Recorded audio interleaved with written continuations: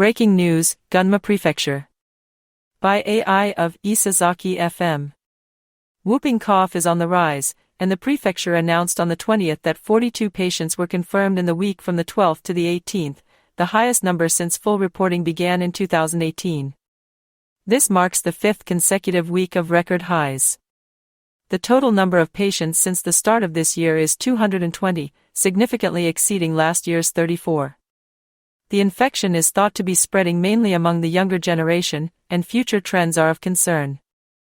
In addition, there has been an increase in erythema infectiosum, a condition in which both cheeks turn red like an apple, so it is more important than ever to manage your health and take preventative measures.